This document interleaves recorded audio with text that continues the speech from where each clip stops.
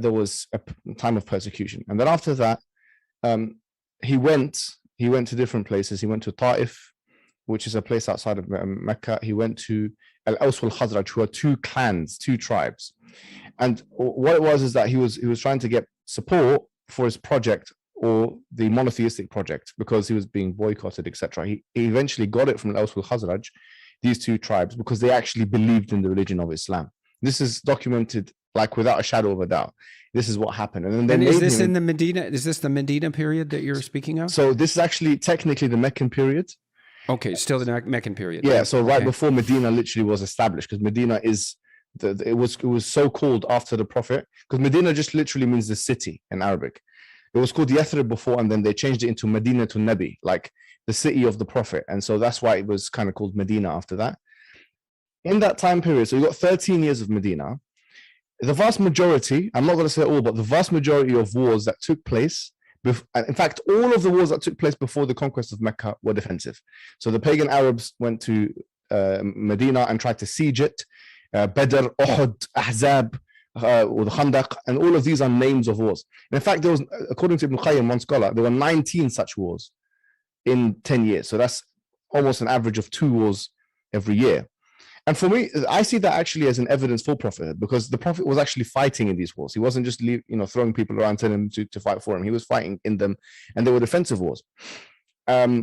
So in that time period, what happened was, I'll give you one example. So let me interject something there, because that's a very hard thing for me to get straight in my mind. Yes. Now, I would say that, and the division in Islam that occurred almost immediately upon Muhammad's death, and which has not been rectified to this day. Quite the contrary. So that's also, that's a problem for everyone. Yeah. It's a problem for Muslims. It's a problem for Christians. It's a problem for everyone. And it's a problem that could really get out of hand. Now, it's not like I don't know that the Protestants and the Catholics were at each other's throats for, hundreds of years. So, yeah.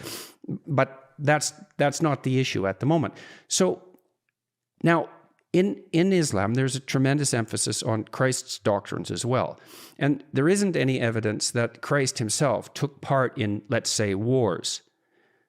Okay, and so I disagree with it's that. hard. And let me disagree with that. What do you mean? Okay, well, if you analyze Christ as an archetype, when he comes back in his second coming, he is going to dominate the world.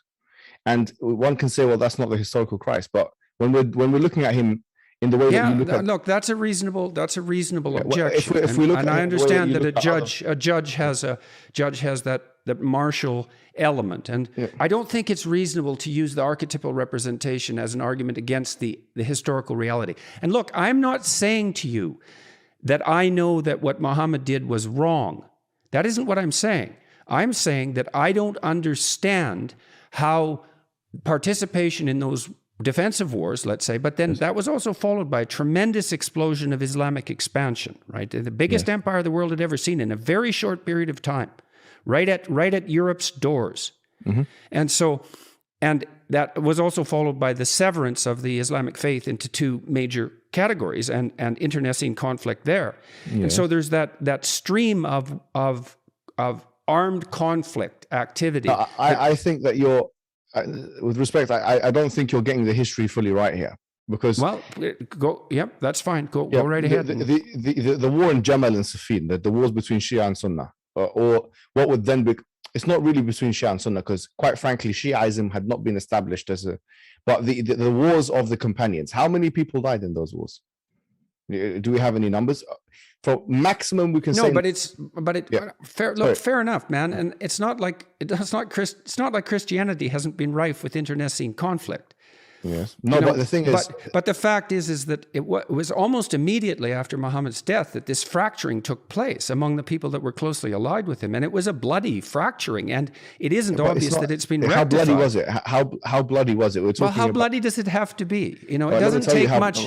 Okay. Well, Jordan, let's be honest. Let's be fair. Yeah, okay. Look, let's be fair, right? With the wars that took place 30 to 40 years, and it wasn't immediately after, because you said that in a video, the day he died. That's wrong. It didn't happen the day he died. It happened 30 to 40 years after. It happened 30 to 40 years after. And how many members of Muhammad's immediate family survived during that 30 years?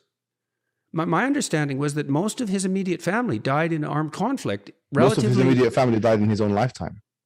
Yes, well, I'm not speaking of them, but I'm speaking of what happened after he died. These facts right, because okay, look, first fact, Muhammad sallallahu alaihi wasallam, we say sallallahu alaihi wasallam meaning peace and blessing be upon him.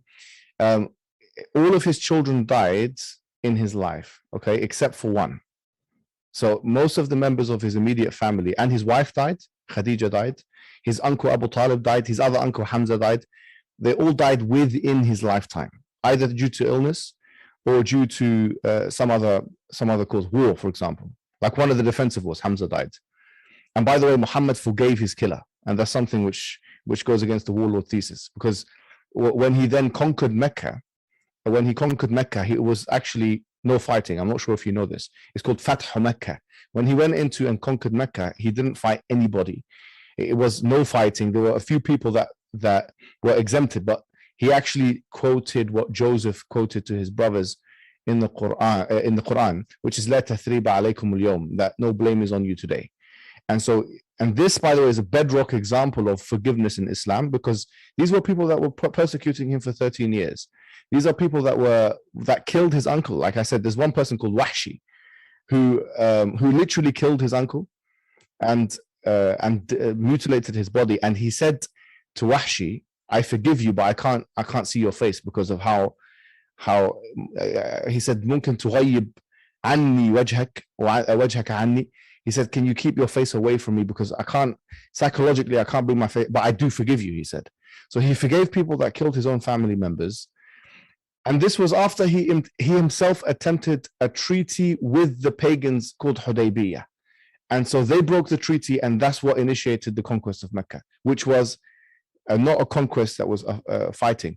Now, if you compare this, because I think the comparison, if there's any comparison that can be or should be made, it's Jesus' second coming with Muhammad in the Medinan period, not in the Meccan period. In the Meccan period, both were being persecuted, Jesus in his life and Muhammad in the Meccan period. But Jesus, when he comes back, he will then get authority, and he will be ruling with the iron scepter, according to the Bible. He will be crushing his enemies, as it says in Corinthians, under his foot, humbling his enemies under his foot, and killing and violent stuff. So, in fact, I will actually argue today that the New Testament representation of Jesus Christ in his second coming is way more violent than Muhammad's conquests in the Medinan period. Okay, well, look, like I said, I wasn't trying to make the case. I wasn't trying to make the case that what happened in Mecca or Medina was wrong. So let me explain that a little bit. So Christian Europe fought a defensive war against the Nazis. It isn't obvious that that was wrong. I don't think that was, I wouldn't say that's defensive. Well, okay, fine. But I understand the concept of defensive war. And, when America got involved in World War II, it was not under immediate threat by Germany, and they colonized it. And here's the thing: it overtook Western Germany. You see, and here's the thing: the term warlord that you use with the Prophet, you've never used with Harry Truman. You've never used with Roosevelt. You've never used with Winston Churchill, all of which conquered countries literally in wars. Because I feel like there is a bias there, and you've actually never used it with anybody else aside from the Prophet Muhammad in your public output. And I think that's unjustifiable. I think that you have biblical prophets like Moses, you have biblical prophets like Joshua, you have the Jesus in his second coming, all of which were warrior prophets, and you've only used the term warlord with the Prophet Muhammad. And I think that is unjustifiable. I think if what is it that what makes someone a warlord then?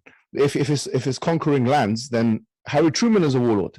Then and so on and so forth. In fact, the Prophet Muhammad. Well, I guess that's a real tough question, isn't it? What makes a warlord and what makes a just war? It's not like any of us have the precise answers to that. I think that's partly what we're trying to hash out right here. Definitions of the word warlords. The definition of the word warlord, according to Collins, is that someone who acquires force by aggressivity and violence.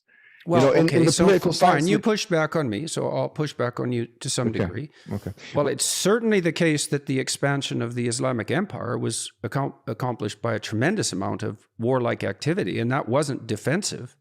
Now, look, I understand that monotheism is a difficult state to attain, and that monotheistic societies have emerged in the midst of conflict throughout human society. I understand that, and I'm not even saying that there's something exceptional in that regard about Islam, although the rate at which it happened was quite remarkable. But it presents us with a problem, doesn't it? I mean, it presents everyone with a problem. And the problem is, well, for example, the problem is reconciling the idea of turning the other cheek with the idea of a just war, a defensive war, or an expansive war for that matter. And of course that issue is relevant to Islam because Islam exploded outward and produced the biggest empire the world had ever seen in the space of a few short centuries. Yeah, but Dr. Jordan Peterson. So then you ask, well, what's the spirit? What is the spirit that animated that?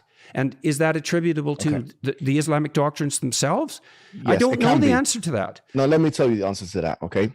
And this is what I want to tell you conclusively, and this will help build bridges, honestly, because we can maintain the warlord thesis, we can maintain the expansionist thesis, but here's what I'll tell you. Islam has a capability to be expansive, and it also has a capability of making peace treaties. And it does, and it should do whatever's in its best interest. Just like every country should do whatever's in its best interest. In the pre-modern world, we did not, I think this is highly anachronistic. In the pre-modern world, there was no such thing as the UN. It was a realist international relations framework whereby everybody was fighting everyone. The Roman Empire didn't care about it didn't care about you, quite frankly. It was expanding itself. The Persian Empire was expanding itself. And the Arabian Peninsula was in between both.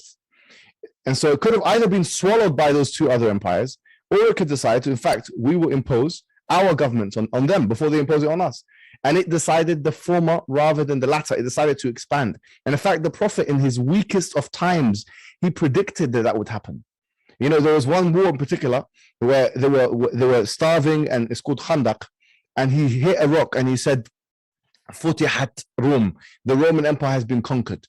He hit a rock again. He said, Futihat Faris, that the Persian Empire has been conquered. And then he knocked the rock again. He said this in his weakest moment. He said that the Yemen has been conquered.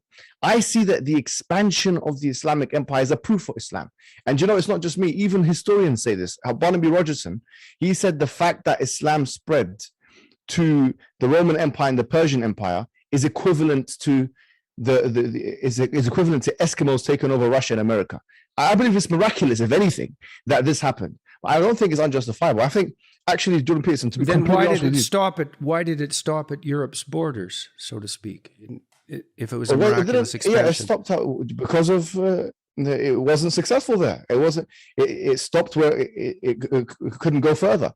But the point is that it's not like the Christians at that time in Rome cared. I mean, they did the same thing for years. They were expanding themselves. Well, that's why I said I wasn't making a prima facie case that this was wrong. I'm trying to understand it. And you objected to my use of the term warlord, and perhaps rightly so. You know, perhaps that was an injudicious comment.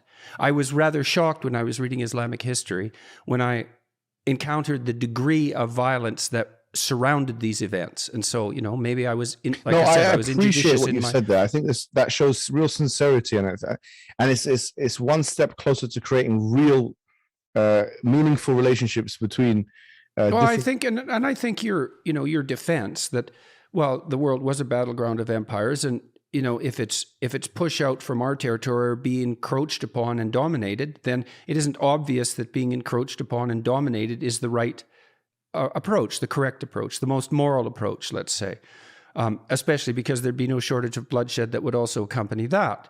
Mm-hmm. So sometimes you're in a bad place. But, you know, it's not an easy thing for any of us to, what would you say, mediate between doctrines like turn the other cheek and love your enemy, and also at the same time discuss the necessity of both defensive and sometimes expansionist wars, right? We all have to contend with that. And it's very difficult to contend with it. The arguments are extremely complicated. You're absolutely right. And